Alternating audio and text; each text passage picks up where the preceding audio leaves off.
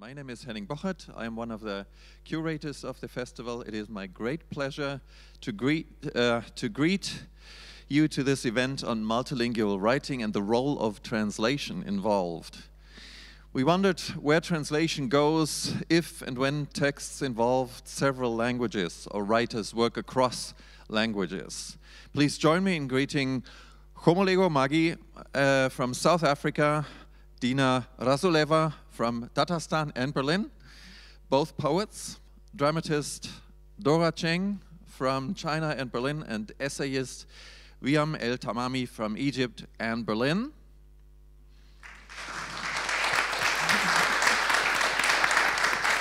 Thank you, and let me also introduce you to the moderator, Dzekashu MacViban. Dzekashu is a publisher and curator for African literature and translations. He is the founder of Bakwa Books, publishing house, and the author of Science of the Malcontent, which he wrote in 2011.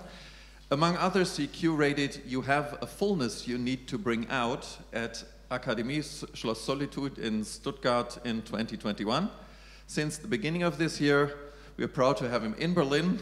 He has been the curator for literature and oral show practices at the House of Cultures of the World at the HKW in Berlin. Let me wish you and us all compelling insights and new experiences.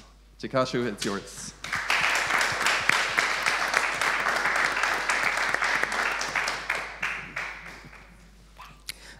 Thank you very much. It is always a pleasure to share the stage with fantastic multidisciplinary artists and writers. And welcome to this panel, Speak to Me in Many Tongues. And I would start by introducing our guests. On the extreme left, you have Dora Cheng, is a trilingual playwright and theater reporter working and living in Berlin, Beijing, and Shanghai. Born and raised in Nanjing, China, she graduated with a BA in playwriting in Shanghai Theater Academy and an MA in visual language of performance in Wimbledon College of Arts, with a full international scholarship for Asian students. Her first play, Erupted, was selected and presented as the first production in a new writing program of Shanghai Dramatic Center. She also took part in playwrights programs in the Royal Court Theatre, London. Her works have been shown in different cities and occasions in China and Europe. She worked as dramaturgy in online production Qingdao, a Messy Archive, Dutch Colonial Verlagenheit in China for Junges National Theater Mannheim, which was listed in Theaterrefen by nashcritic.de in 2020. Her first play, written in German, English, and Chinese, Epiphany, has been shortlisted for the Theatertreffen Stückemarkt 2022. Dora. Okay.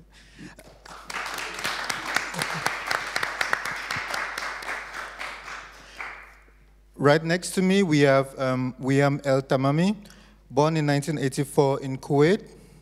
Born to Egyptian parents into an international community in Kuwait in 1984, Wiam has moved often since and found homes in many places, including Turkey, Vietnam, Egypt, England, India, and the United States. After living through the Egyptian uprising of 2011 and the years that followed, much of her writing has been an exploration of massive upheaval on the level of the individual and thoughts and skin. On the level of the individual of thoughts and skin, streets and days, homelands, loss, and creating, sometimes a new belonging. Wiam is also an Arabic-English literary translator, editor, yoga teacher, and vegetarian cook. She was...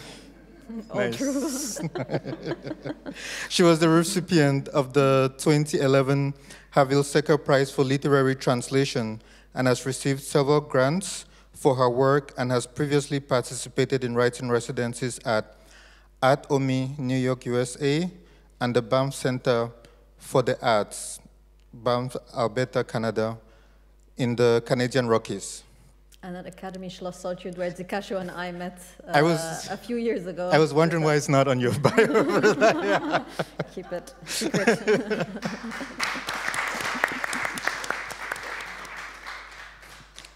And here we have Gomolemo Moagi. It's a girl born and bred in Kadlehong, living with a disability. She went to the Itembelihe lesson school in Primrose, School for the Physically Challenged. That's where her love for art grew. She did painting, poetry, public speaking, knitting, writing, drawing, and leather work. Her English teacher played a big role in her writing poetry and her public speaking. She was also chosen in grade 7 reading competition in which she came out position 2 amongst the Primrose School that was competing. She matriculated in Philadelphia Secondary School based in Soshanguve, Pretoria. She obtained a BA degree in audiovisual communications, film and television. One of her lecturers being Chveni, can you help her? Chaveni Waluri, and director of a South African well-known film, Elewani. She's currently working at ETV as a media room coordinator. She was also involved in the Arts and Science Home of Hope program, teaching storytelling at Funda Community College. She wrote a musical play for the kids in collaboration with Komoso Mohane, Mabeleng Moholo, and Sifo Mokena. Thank you. She was also one of the participants of storytelling at Dr. Sina Mufale.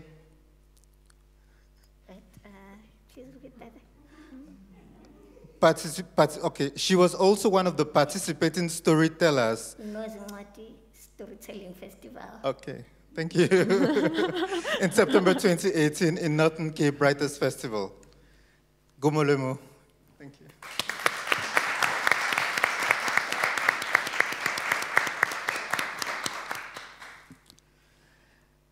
And last but not the least, of course, we have Dinara. Dinara is a poetess based in Berlin and born in Kazan, Tatarstan. Dinara writes in Russian, Tatar, English, and German, languages she uses every day. Her poetry was described and analyzed as decolonial and feminist writing, as expressionist poetry and performance poetry. In 2022, her first book of poems, Sue, was published by Babel Publishing House. Since 2022, Dinara started Lost Lingual Poetry, an investigation of loss of a native Tatar language through translating abstract poetry. In 2023, Dinara started TEL:L Laboratories, writing in native, forgotten, or stolen languages. Thank you, Dinara.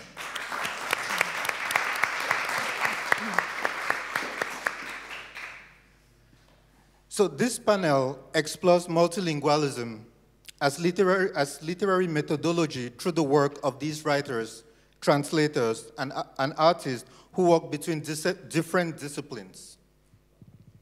Through questions such as, what languages do they use? How do they use them?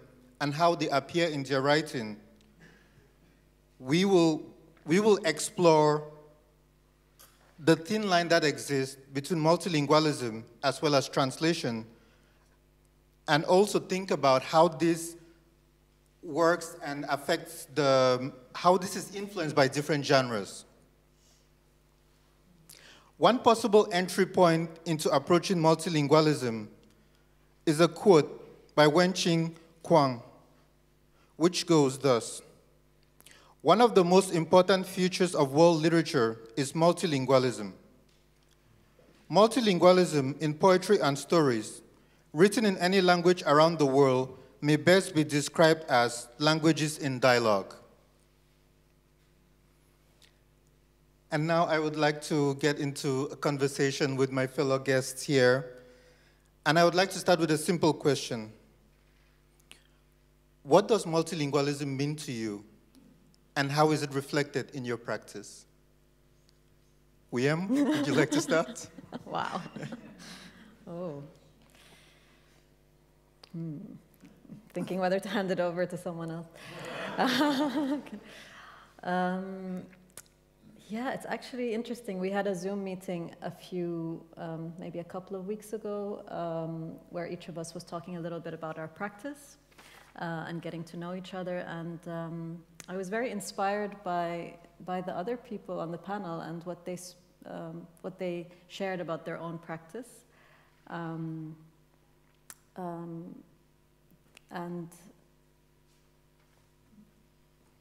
I think the other three panelists have a practice that seems to be rooted in working in several languages, writing in several languages, also moving away from a majority language and into minority languages or forgotten, stolen, and yeah, I found that very, very interesting. And for me personally, I grew up bilingual because I was born in Kuwait.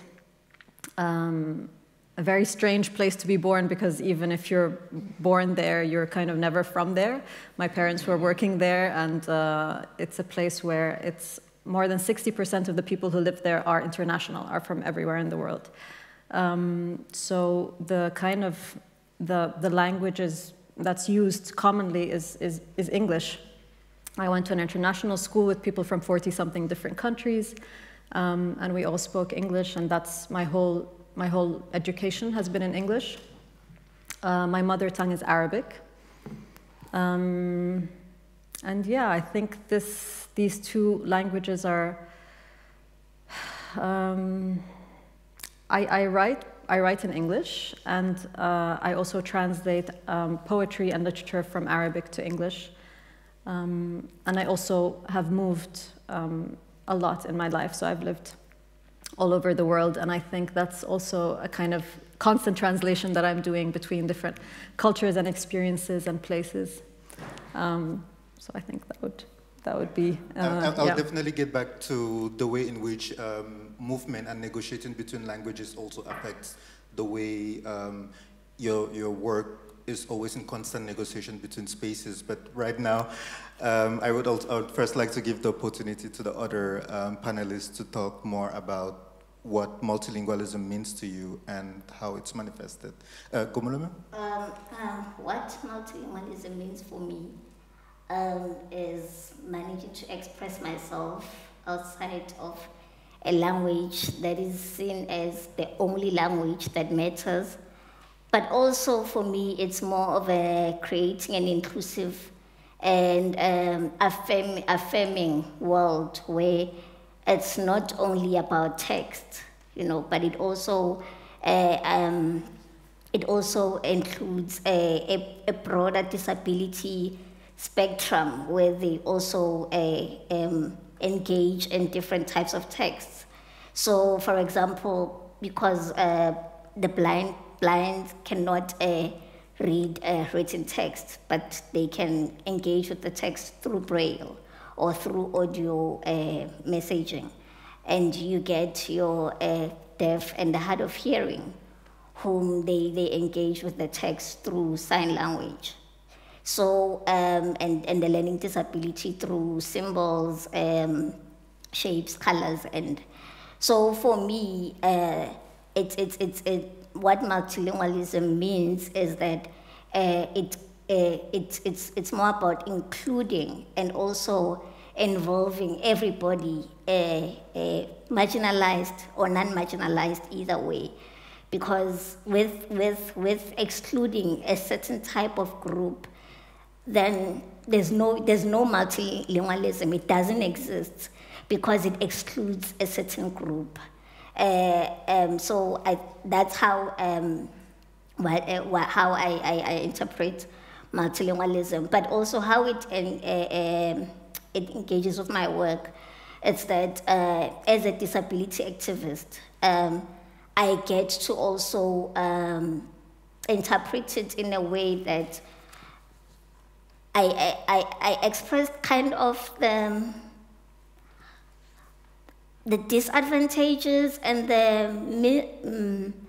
the treatments that we as the marginalized experience, because I've learned to see that through my text, through my art, I get to see that a lot of people get to be aware of the things that they were never aware of that happened to the marginalized, whether blind, physical disabled, deaf, or hard of hearing, or even dyslexic and other mental disabilities. So that's how I put it together.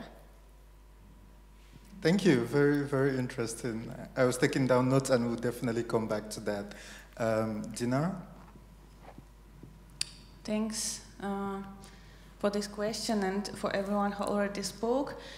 For me, well, multilingualism is kind of just natural experience that I've had in my life, but also what Gomolemo said about exclusion, it's also something very close to me and my experience, because even though I was born with Tatar language, which was my native, but Russian culture, propaganda and language oppressed and excluded my native language from my writing and to the major extent from my speaking. And that's why for many, many years when I was living back there in Russia, I was writing in Russian, just in one single language.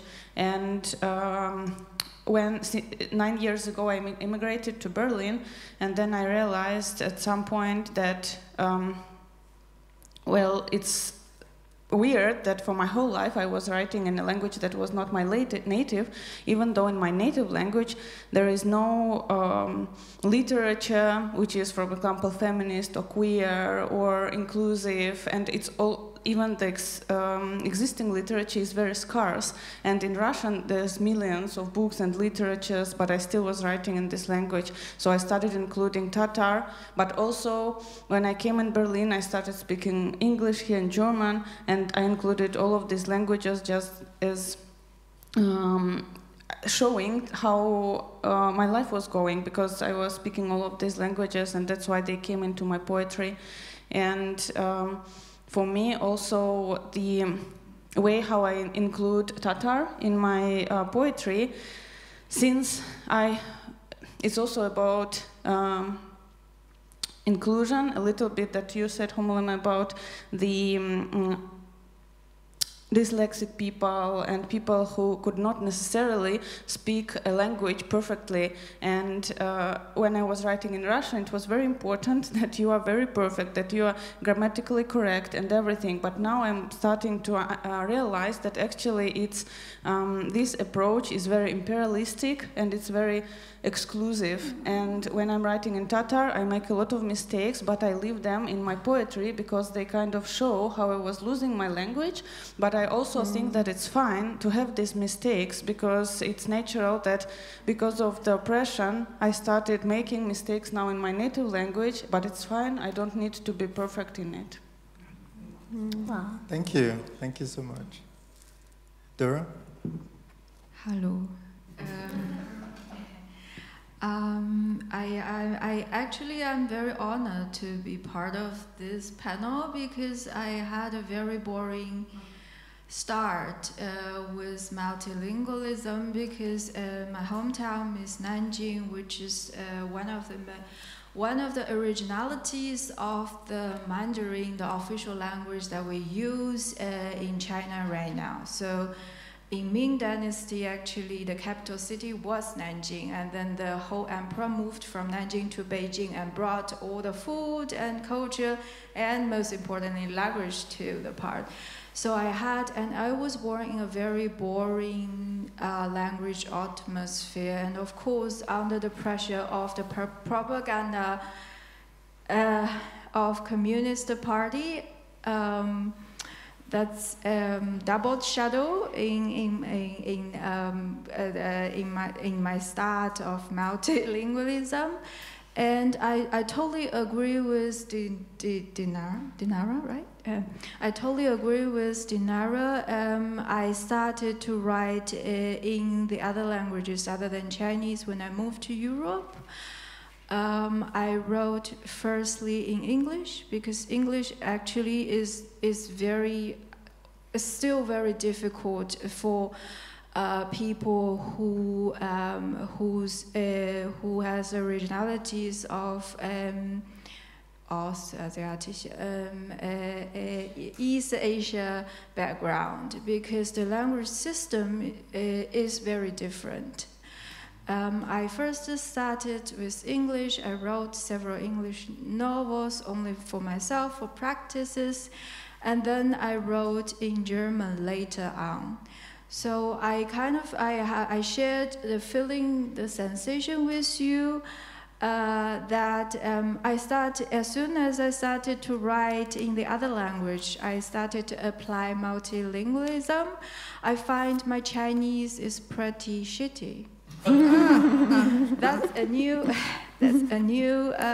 a piece of news for me, because it's very easy for me to express some of my feelings or to generate a story in my mother tongue. But actually, I didn't really, the languages comes to me. It's not I'm using the language or I make my own relationship with the language. So right now, when I write in Chinese, actually multilingual writing actually changes my writing style in my mother language. So people could easily identify that my daily language is not only Chinese, but also the other languages. But I'm very honored to be part of this panel, because yes, as for the theme, multilingualism, I think you guys have more experience than me. Thank you. Just a quick follow-up question, so like a round of follow-up questions. Dora, I would like to start with you. You mentioned the way in which you work changes across languages and also based on where you were.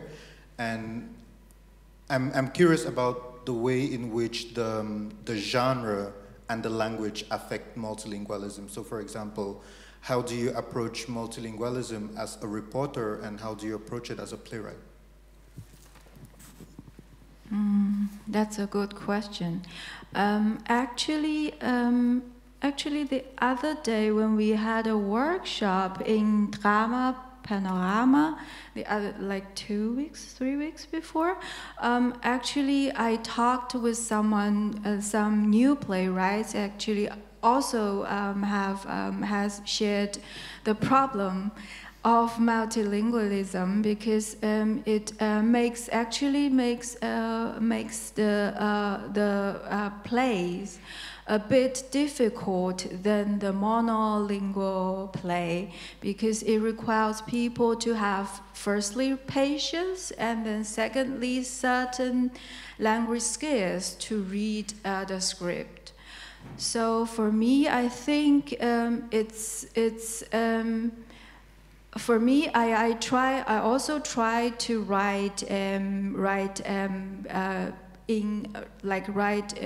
try to use English and German in the other literature genre. For example, novel. I find writing plays are for me is much easier than the other forms, because I try to absorb, like, using my daily experience as part of my inspirations to write the German plays. I think I'm only starting with the language of German, and it's quite challenging, but I like it. As for the critical essays or reports or articles for the magazines, I think until now, in most cases, I use Chinese and English. Also, very seldom I use German.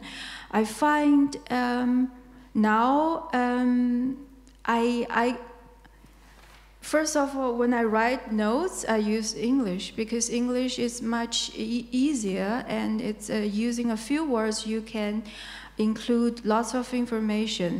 So I think the way that I generate information right now is a space between something between Chinese, English, and German. And for your question, for critical essays, I think I write those kind of I apply those kind of writings with an aim. So there is a need or necessity to write or to report for a magazine or for something. So with this aim, I think my brain automatically operates in an English way, and then sometimes I write in English and translate by myself into Chinese reversely. So, I'm so sorry. It's very it's really interesting what you said, especially having to think in one specific language and write down notes and then like translate into another language. It's quite a complex process that I find really fascinating. And Wiam, you wanted to say something? Yeah, I wanted to ask Dora, because you said that when you started writing in English and German, your writing in Mandarin changed. And I'm really curious how it's changed. I don't know if here someone's is the mother language is Mandarin. Someone. Okay, so someone who's very familiar with the language system of Mandarin, maybe could answer. I think, Ulrika, you want to say something? No, I was just raising my hand. Yeah, I think maybe we could also later ask the audience to add something. For me, I think Mandarin is a very flexible language compared to the other language that I know, that I used. In Mandarin, there is no past form, like there is no past form, there's not present form, there's no future form, and when it's the passive, when something like in a passive way, it sometimes we don't use it, and the question and the statements ran in the same way, only the tone, like when we talk, you could recognize according to the context. So sometimes, so in Chinese, I think it's much, if you're trying to present the same content, I think you would find, if you put it into Google Translate, you'll find the Chinese sentences are much less than the other, like English and German. So it's like, it's very, it's a very flexible language with a very compact content. That's my. But then now I write, if I translate my German into Chinese, then it's everything in detail, and it's much longer than if I speak it out in a way of Chinese originally. So maybe answers your question. Thank you, thank you. Dinara, you mentioned writing in Tata when you moved to Berlin, and I'm curious about the relationship between place and language, in the sense that how exactly, can you talk about the way in which writing in Tata was received in Berlin as opposed to, say, if you were in another place, for example? Well, about being received, I maybe start with something else and then I come back to this. I can start with why I changed to Tatar gradually, not even right away since I moved to Berlin, but when I moved to Berlin, I started including at least some phrases in Tatar into my works, which never happened before. And it never happened before because when I was still a kid, I didn't go to kindergarten and I was speaking always Tatar, but when I went to school, when I was 6, most of the schools and most of the universities, like 99% are in Russian, like Russian speaking, and I found out that Tatar language is a language of the villages, of countrysides, which was by everyone considered something shameful and something not cool, kind of for kids, for example, to speak. And the literature was like great Russian literature. We never spoke about Tatar literature. It was more the language of like peasants and people who were living like really the second, I would say the second-class language. So it was very hierarchical, and that's why I felt shame even speaking in Tatar in front of my classmates. If I wanted to speak to my like parents and they were my friends, I just spoke in Russian. I never could speak in Tatar when there were present people who were speaking Russian, and started speaking Russian mostly. But when I came in Berlin, this kind of discourse of oppression, of propaganda, it gradually disappeared, and I started including Tatar more and more. And I remember the first time when I was on stage and I had to read this phrase in Tatar in front of everyone who didn't speak Tatar, and it was such a strong feeling, because before I could not do it because I felt shame, but now I thought it shouldn't be shameful. I should be ashamed that before it was shameful for me to speak in my native language. And then that's how I kind of overcame it and started including it more and more. But since I didn't know it perfectly, much worse than Russian, for example, I also tried to translate some of my Russian poems into Tatar, but it was so hard. I used translators, and then the result, I couldn't even understand what was the result. And that's why I dropped it, and that's how I started this project, when I started writing from the scratch only with the words I know. And it also changed my poetry a lot, actually, because now I had very limited amount of words that I could use, and that's why my poetry from very confessional, huge stories, it moved to very abstract, but to the point, a lot of in between the lines, and with music of the shapes and music and sounds, everything was conveyed through that. And about how it was here with the public and so on. So overall, moving from Russian to Tatar and even to multilingualism, it was going out of comfort zone, because in Russian I already had a lot of people who were reading, who could read and who wanted to read me, and when I moved to Tatar, they couldn't and they didn't want. A lot of people started even giving to me, they were unhappy that I started writing in the language that they didn't understand. So they said, I don't understand. The comments were like, why are you writing in this? And they were not happy that I'm writing in my native language. So I had to start, so to say, from the scratch, also in my career, because I didn't have audience, I didn't have people who understood my poems. But here, multilingualism also helps, because when I use different languages, and I also still use some Russian and some English, people understand some extent, some parts, and then they still feel some connection to the texts, and also through how I read it, through intonation, through sounds, people start understanding, and they have some emotional attachment. For example, just recently today, I received a comment from a Belarusian friend that I know when I posted my performance from earlier. It was also mostly in Tatar, and my Belarusian friend in Instagram said, I didn't understand a word, but I feel it. I feel the sound, I like how it sounds, and it's so strong. And I think that this is how I started also building this new community around me that could still appreciate, even though they didn't understand. Thank you, thank you. It's quite an interesting journey from writing in Russian and then coming back to writing in Tatar, and also discovering the differences that exist between these two languages in terms of how one is more open than the other, and also in a way, finding multilingualism as a middle ground to these two languages.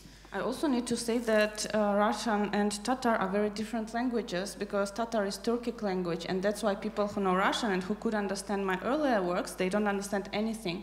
For example, if it would be in some other Slavic language, they maybe could understand to some extent, but since it's Turkic, it's completely different, and that's why it's completely zero for them. Is it written in the same script? It's in the same script. Sorry, it's written in the same script because then USSR was formed. They forced all of the languages, also Turkic languages in this territory, to move to Cyrillic. Even though they were in different alphabets before. For example, Tatar was in Arabic alphabet, and before Tatar was in Runes, and a little bit, for 9 years, it was even in Latin alphabet. And for now, I and a lot of activists and a lot of people around me, we assume that Tatar written in Cyrillic, it's still the sign of oppression of our language, and that's why sometimes we try to move and to write, come back, for example, to writing in Latin. Even though Latin was very short in our history, but it's easier for majority to apply, easier than Arabic, because Arabic we would need to learn from the scratch, and it's a longer story. Still, I know some people among activists who now write in Arabic, in Tatar. Wow. Yeah. Thank you, thank you. Gomolemo, I'm very curious, like, is there an overlap between your work as a Sesotho writer and translator, as well as a sign language activist? Okay,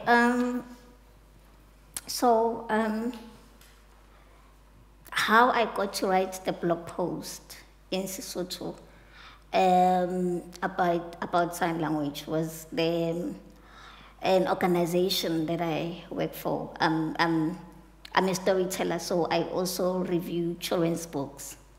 I review Sesotho and English, but mostly Sesotho, right? So the aim is to review African language, South African languages books, children's books, because most of children's books are written in English.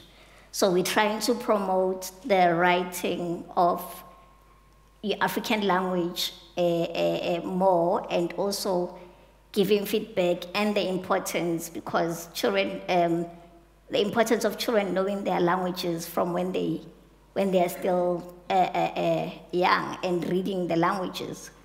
So in the organization, the founder, Elenosi Sulu, suggested, because disability space, of course, she said, I would like for you to write a blog post about the amendment and of sign language being made an official language in South Africa. And I said, okay, I will do it. And so, funny enough, I didn't even have to write it in English. It just automatically came in Sotho, because I just took a quotation from the government, the Parliament of South Africa post in English, and translated that quote, and then I started just adding more of my thoughts about the making sign language official, right?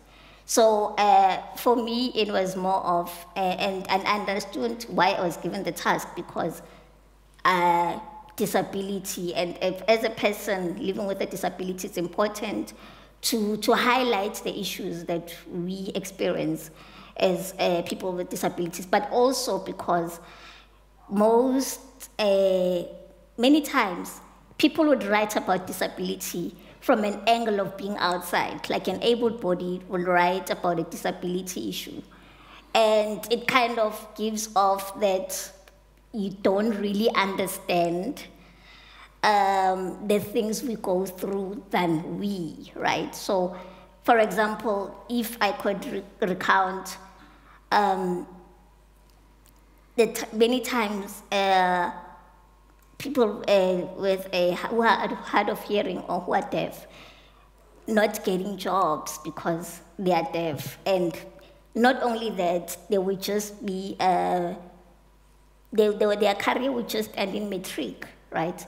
And then from matric, they cannot continue, they cannot further their studies because the universities will tell them, we don't have the resources for sign language or for deaf people and hard of hearing. And it brings the question of, but such a big institution, what does it say about inclusivity? Like, can't you even make a plan that now this is the situation that you're dealing with? So they would have to now be turned back, meaning it's 5 steps backward for them to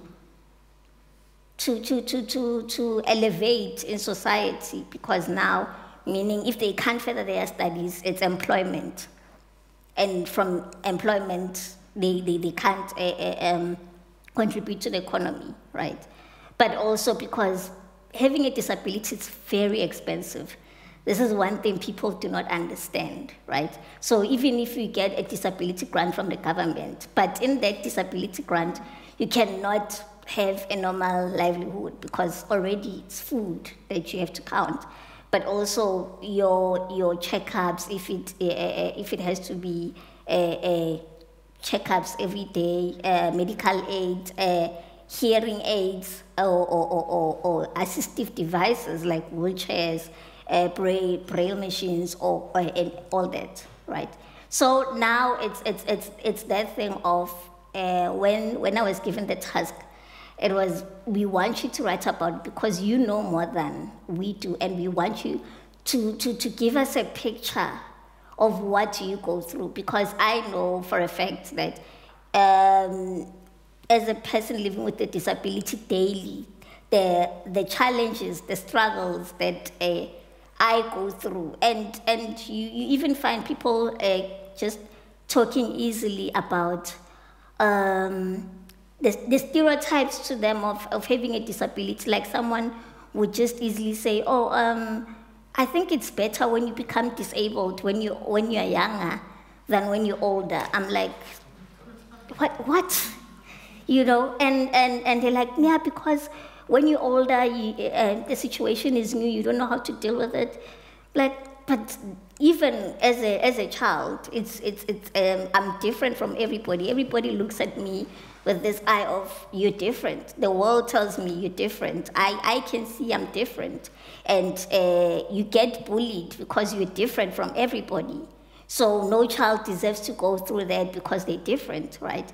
So it's all those challenges, that the stereotypes that go with having a disability and people not understanding. So it was one of the things that I had to address, which is it's a good thing that it's made official now, but it's not really a good thing. It's not something I really applaud at this point in time, because we are going to 30 years of freedom in South Africa. So all these other 29 years of not making sign language official, and we are saying we are a democratic country. Are we really? No, we're not. Thank you so much. I have a follow-up question, but I think I'll definitely come back to that shortly. Wiam, there's a very interesting thing in your writing that is always, in a way, trying to understand and negotiate spaces between experiences, people, geographies. Can you say more about that? Sure. Yeah. First I want to say that with Dinara, what you said was also it's so interesting, because so many things are clicking for me here. I also, Arabic is my mother tongue, and I was fluent in Arabic as a child. And then at some point during my schooling, I actually lost it. I could still understand it perfectly, but it was really very broken. And slowly, when I moved to Egypt and lived there more often as an adult, leaving and coming back a lot, I sort of reacquired my Arabic, but it's still not perfect. And that's something so strange, that my Arabic is fluent, but it's not perfect, and my English is fluent, but it's not native either. So it's a very strange thing to have two languages that are not, but of course we all create our own language in our own way, the way we use language.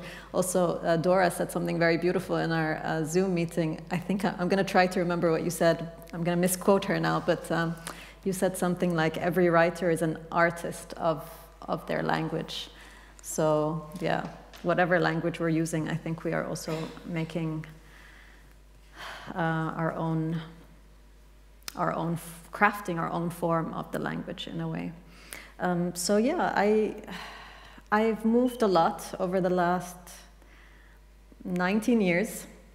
I've lived in a lot of places, and I think this is a constant negotiation in my life between all those different places and experiences and realities, because they really are such different realities, like Dora was talking about, with Mandarin being such a completely different logic. It's a different way of being. It's a different psyche. It's a different, and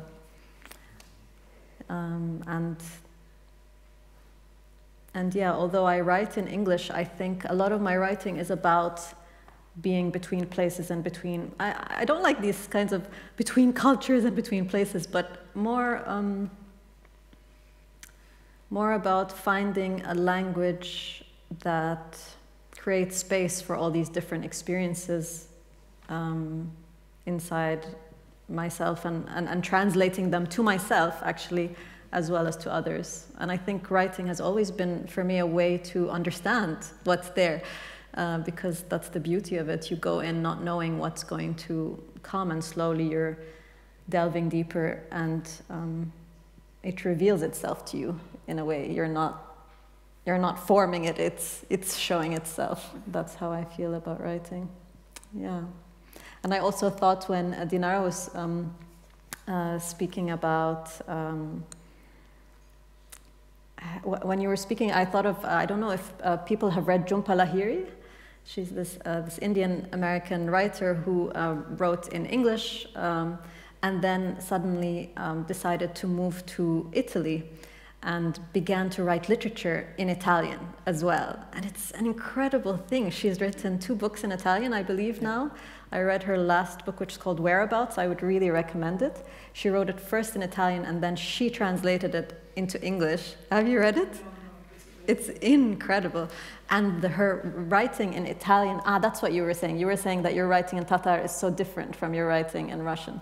Her writing in Italian is so different because her words are more limited, so her language is much more compressed, but it's so beautiful and very succinct. I would really recommend that book. And what she did that was very interesting, and maybe also interesting for this context, is that when she translated it back to English, or into English, it doesn't read like an English book, it reads like a translation from Italian. It's so interesting how and I think she did that on purpose, that she wanted it to be an Italian book, to feel like an Italian book, because it's very much about the city of Rome. And so it has something that's slightly unnatural about the English, even about the dialogue, which of course, I'm sure it's deliberate. But it's so interesting what she's doing, and very inspiring also, this idea of moving between languages and between realities, because I think that's sort of what it is, yeah. Thank you. Would you like to read an excerpt of your work? Sure, yeah, I can.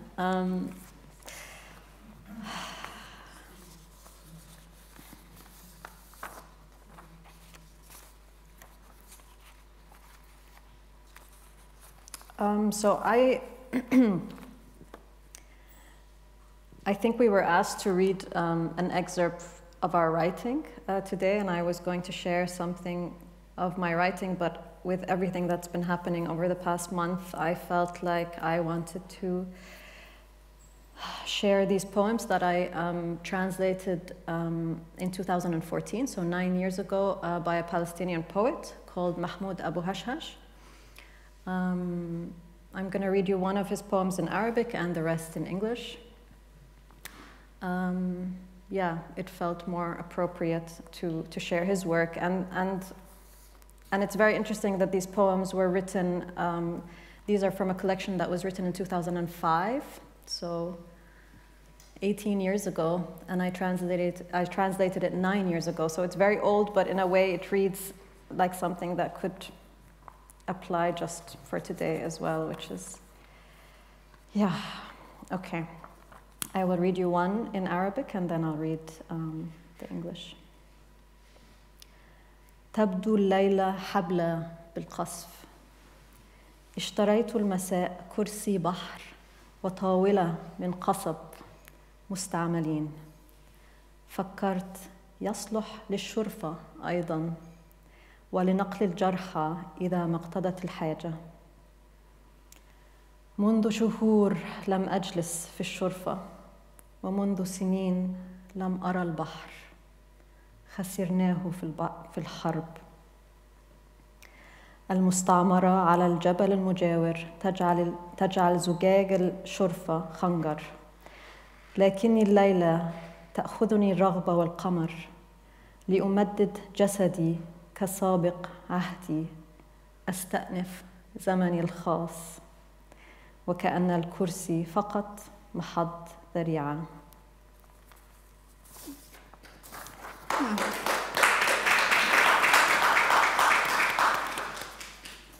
So I will read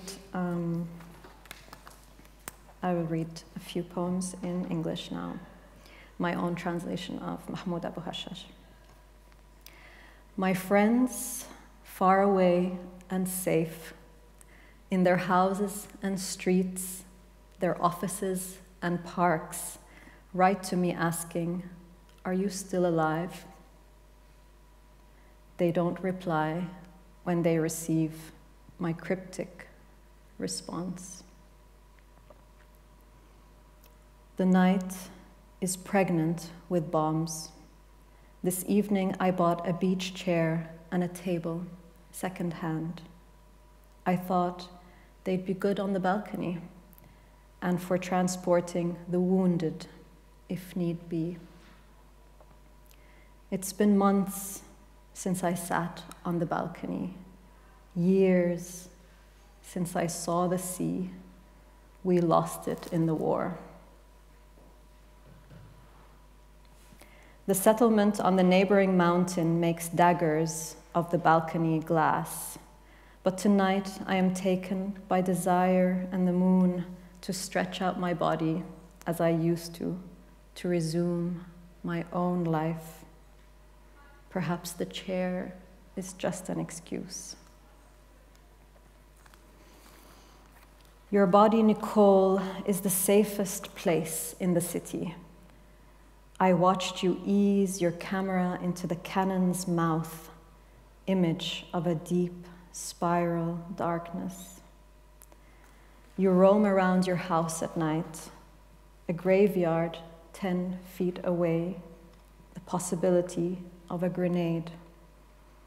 You raise the sound recorder high above your head to intercept the wheeze of bullets. And when I come to you, I slip through your door. I close your windows one by one and draw your blinds before taking shelter in your body. And I wonder, how can you bear it?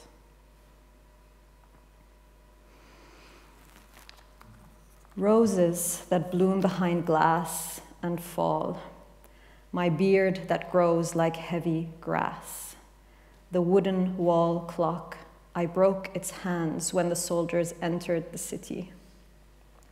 Only the indoor plant dances, alone in the corner. The distance between two walls is the path of my pacing steps. My chaos expands by the bed. Last Thursday's newspaper, that photo of us discussing a poem at the cafe, receding into the past. Do the dead stare at me from the television screen, or do they peer in from the window? The radio is not picking up any signals from the city. Nothing but scratches still. Ali fidgets in your womb. We hover around the swell of your belly and whisper, "Don't come out yet."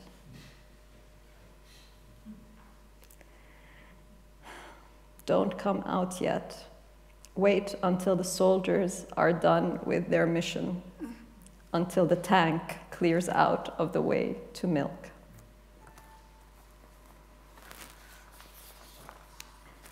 I have one last poem.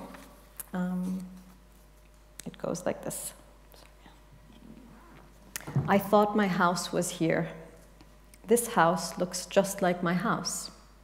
I stopped because my footsteps signaled my arrival. Everything about it looks just like my house. The door, too, looks just like my door. Only the color confuses me. Every morning it releases me, and to it I return, as though here my journey ends. Only the color. I walk on. I walk away. A touch of paint would have made me walk through that door. A touch of paint would have made my bedroom right there. My books half read by the pillow, a bottle of water, my ashtrays overflowing. From its windows once I saw a blood-streaked moon hurled by the sky. It didn't scare the lovers. It cast off its shadows, emerged into the light. Silver kisses, prayers, and sin. A touch of paint would have made 5 green jugs await in the kitchen now. A touch of paint would have convinced me that things of a woman who left until war lays down its loads and has not come back yet are still there in a locked room. A touch of paint would have made this key that's in my hand open that door.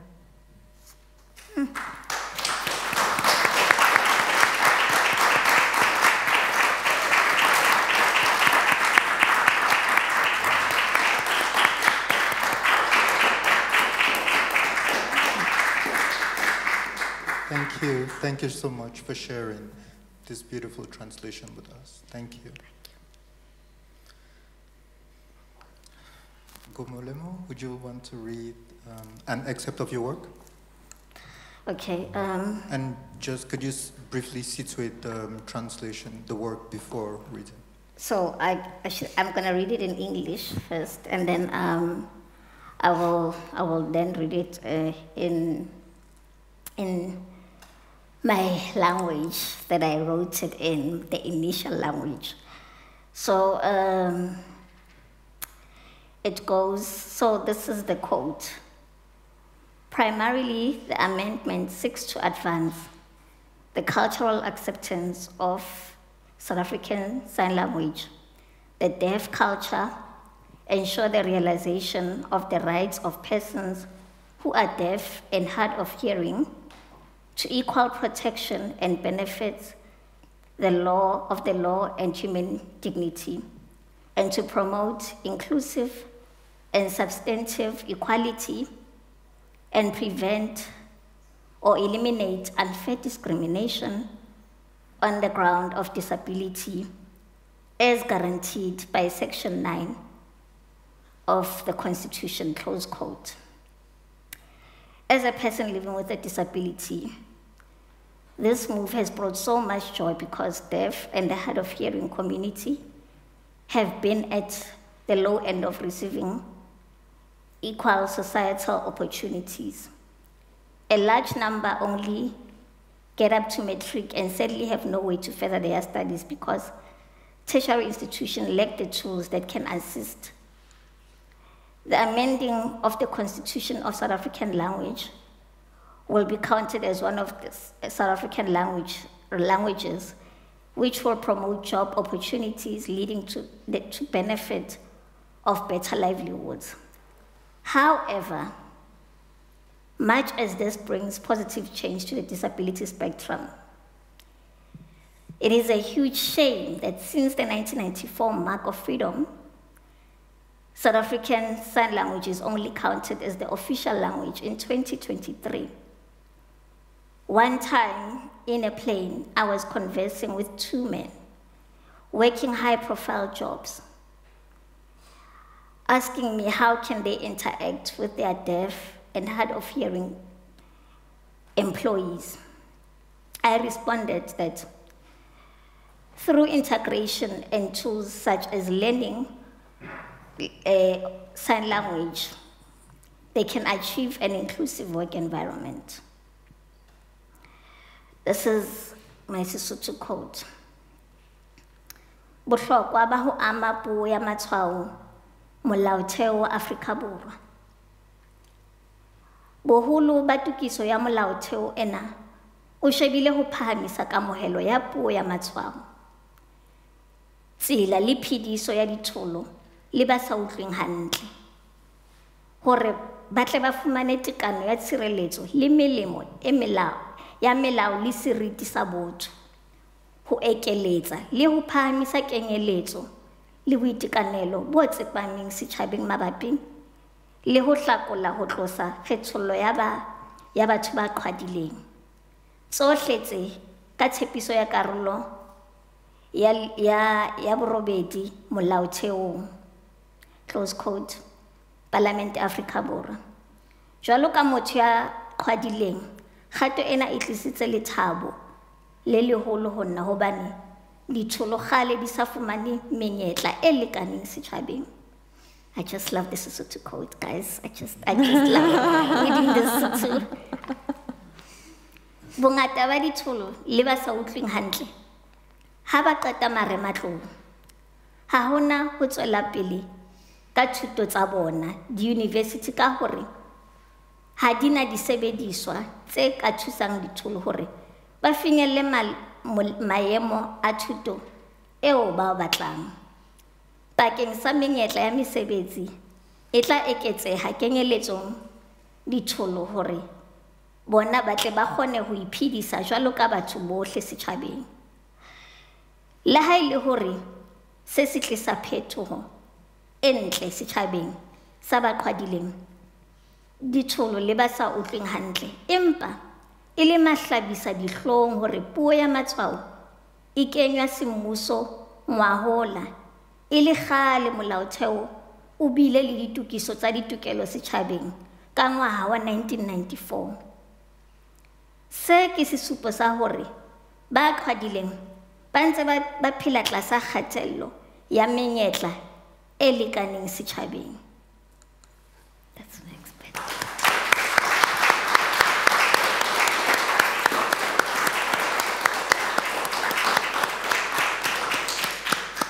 Thank you. That was really beautiful. That was such a beautiful reading. Right, and I felt like as I was writing and breaking it down, it sounds poetic, I know, but it's not a poem, right? Because the rhythm in having to write in Sotho and expand on it. And even when I had to translate it in English, I was like, oh no, why? Because for me, it just came naturally to just lay in this beauty of Sesotho, you know? And also the fact that we always talk about translating from English as the main language and then to Sesotho or other languages. But having to write something from scratch with Sesotho just gives me that peace, because I even said in the workshop that I find myself more poetic when I write in Sesotho. I don't think I will ever write an English poem, ever in my life. Kill me if I ever write in English.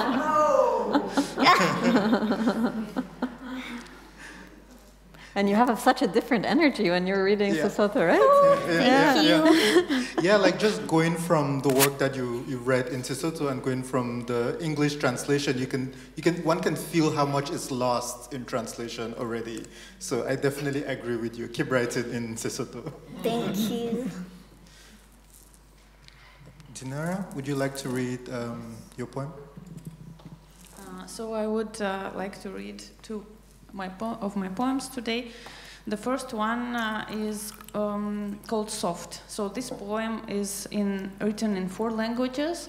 It's about a worm who lives in a hole within an apple, and at some point it loses its hole and becomes holeless. So this poem is about losing one's home and about losing one's language, and also it questions, like, what is my native language? If I was born with one language, then raised with another one, then I moved to the country with the 3rd one, and where I majority of time speak the 4th one. I am soft, ishunga kure, unbreakable. I am socks, jilla, azrek yiladım, yılandır. Worm in a hole, alma ishinde. For a month laying there, no one wants to eat it. Сморщилась, просто никого не было дома. Try to avoid food, exercise only good, нет дома. Try to avoid ohne, exercise only Stadt. Kein Gott, kein Patriarchat. Uyatsız iştar, min uyat ayde, uyat saat birde. Шығарға әйдән алма ішінде, min әйдә. Әйдән дә шықсам, min әйсіз, min әйдә түгел, min матур тіл туған тілсіз, min ломаная, min тигіз. Eine schöne Sprache, Muttersprache los. Muttersprache, Mutterlaut, wie so wohnsam, wie so traut. Erstes Wort, das mir erschallet, süßes erstes Liebeswort. Erstes Ton, den ich gelallet, klingest ewig in mir fort. I am smooth. И поэтому ватылмым дағын башлана. Min. Узыгас нишек.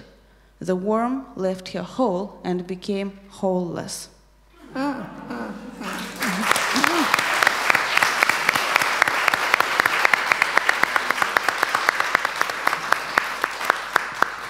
Thank you. And the second one is called Uzing. So in the name of this poem, I tried a new thing for me. So before I was mixing languages within one poem, but here I mixed 2 languages within one word. And uzing is the word with uz, which is in Tatar, and it means self. And ing, which is in English, means continuity.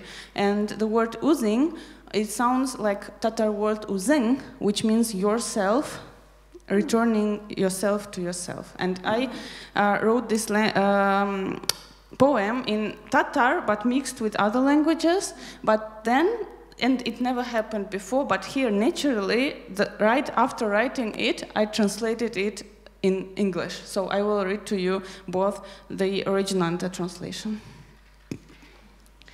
Uzing.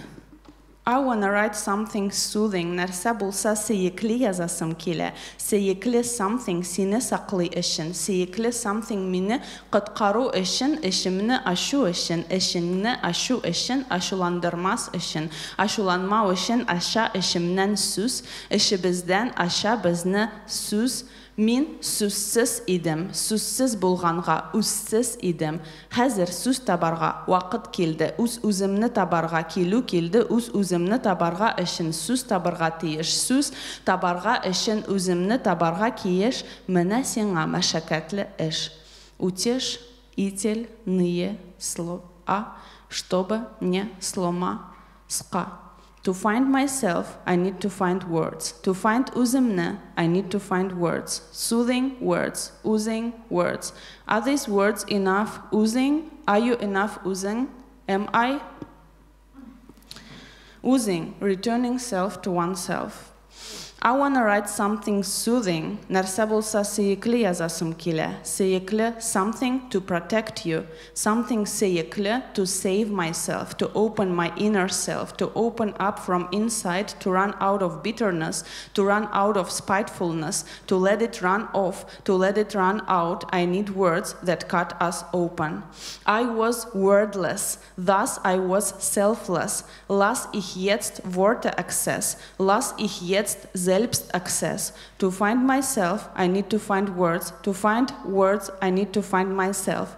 Chicken or egg, chel or veg. I find myself, I need to find words. To find uzemne, I need to find words. Soothing words, oozing words. Are these words enough oozing? Are you enough oozing? Am I?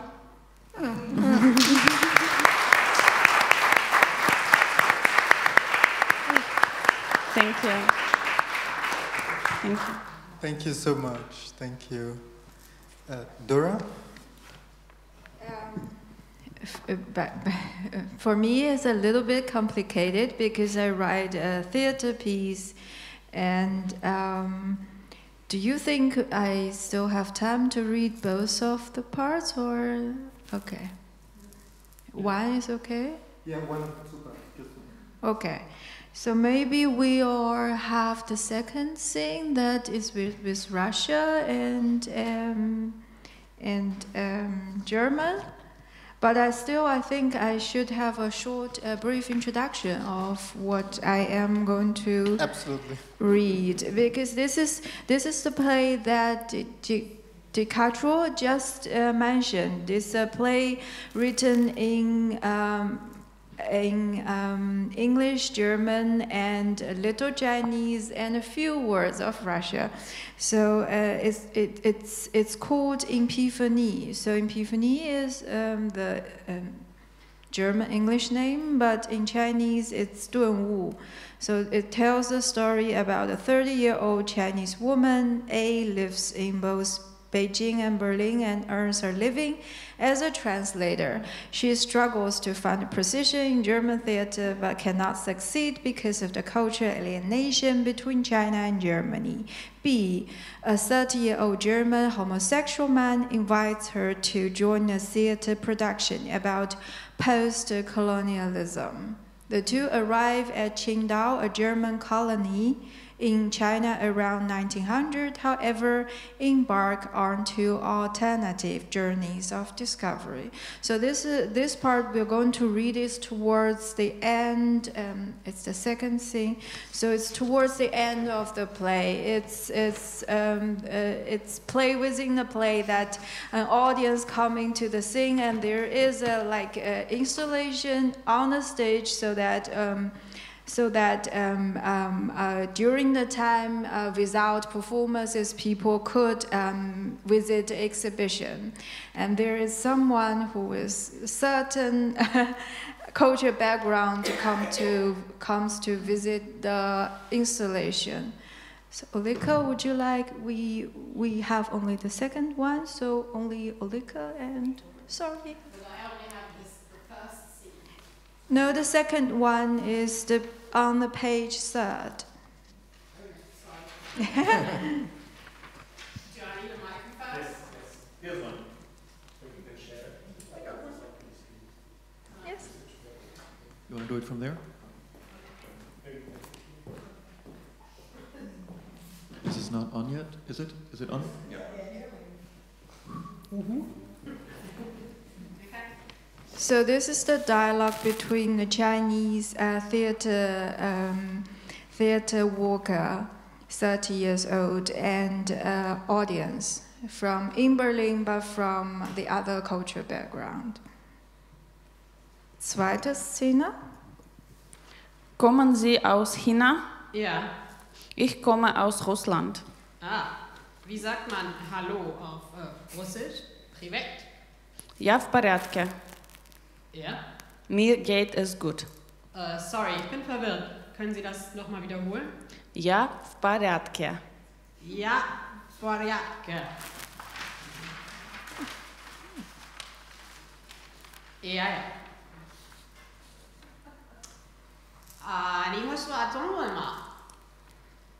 一点点. Das ist von Ich habe nur ein paar Stichworte auf Chinesisch gelernt. Wo, in der Sprachschule? Nein, mein Sohn studiert in China. Letztes Jahr habe ich ihn besucht und Straßenchinesisch gelernt. Sehr schön, ach so. Es gibt viele chinesische Schriftzeichen in dieser Ausstellung. Sie können durch chinesische und deutsche Übersetzungen lernen. Zum Beispiel China wird so auf Chinesisch geschrieben. Zhongguo. Schauen Sie sich dieses Zeichen an. Zhong ist von der Mitte abgeschnitten und es bedeutet die Mitte. Der Teil in der Mitte von Guo lautet Yu. Bedeutet Jadesiegel, ein Symbol für alte chinesische Könige. Guo repräsentiert einen Ort, der das Jadesiegel umrahmt. Und dieser Ort stellt die Grenze eines Landes dar. Die Jade und die Rahmen machen ein Land. Ganz genau. Wieso nennen Sie mittleres Land? Vor langer Zeit hieß China nicht Zhongguo, sondern Zhonghua. Zhonghua ist eine Kombination aus Zhong und Hua. Es bedeutet in dem Mittel und wunderschön. Und damals wussten die Chinesen sehr wenig über den Rest der Welt und der Rest der Welt wusste sehr wenig über China. Die Chinesen waren sehr stolz auf ihre Kultur. Sie hielten sich für das Zentrum und das schönste Land der Welt. Interessant. Sicher. Aber das war vor langer Zeit.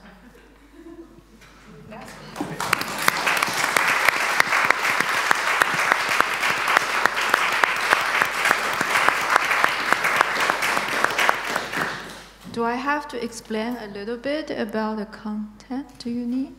Yeah, a little bit of context would be yes, helpful. they talk about the meaning of actually of Zhongguo, which is China.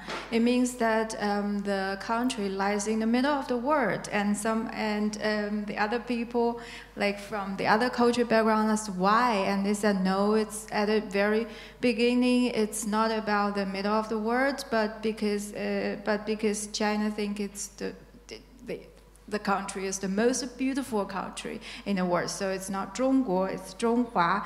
And in the Guo, well, it's complicated. It explains how the character builds up itself in Chinese. And it's with a jade in the middle of a circle. So it means that it's a country, because jade in China used to be the symbol for the emperor family.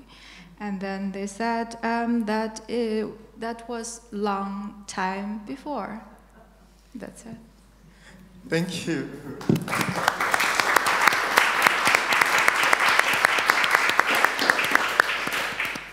It's really interesting how these excerpts have been very playful, like from a play within a play to using language to subvert language hierarchies or even creating new languages. I think it's quite a really exciting way to approach multilingual writing and translation. I think we're out of time, but I would also like to give the chance to the panelists here to say a last word about your practice. I feel inspired to write in Arabic, actually. I don't write in Arabic, and I don't know if people here know this, but there's a standard form of Arabic which is written, and it's the same all over the Arab world. And there's then a dialect in each country which is spoken but not written. So I feel very inspired by this panel to actually try to write in an Egyptian dialect. Maybe I'll try some poems. Let's see. No, thank you.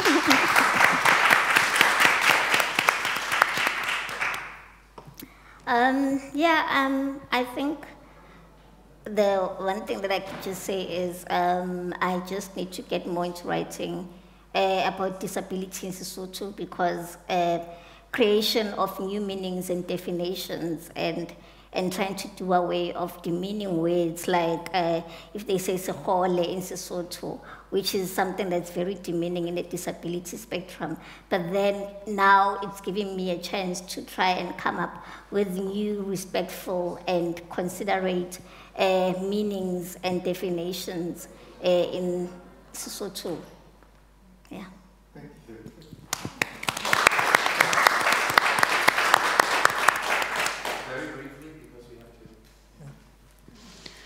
I just wanted to say that hierarchies in languages that I spoke about were first and second class language. It's not about only about hierarchies in languages, but also in people, and that's where xenophobia comes from. And recently, just yesterday, I heard a story, because Tatar is one of many indigenous people's languages in Russia, and there are also many more. And yesterday, I heard a story where a person was beaten in a classroom, like by other children, just because he was speaking his native language, even though the whole school was Burat school, and they all were Burats, so they all were from the same indigenous culture, but they were speaking Russian better, and he was speaking Russian with a Burat accent, and they bullied and beat this boy just because of that, even though they all were from the same culture and speaking the same language. And that's something I wanted to say, that by multilingualism, translingualism, I want to look more into fighting this xenophobia and nationalism and hierarchies between people and nations and cultures.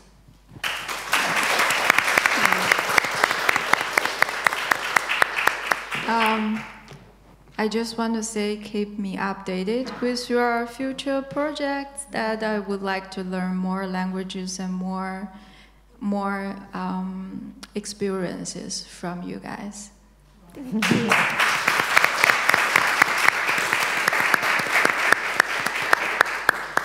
Thank you so much for taking the time to share this very insightful conversation into your practice. It's been such a learning moment for me. Thank you so much. And thank you again to everybody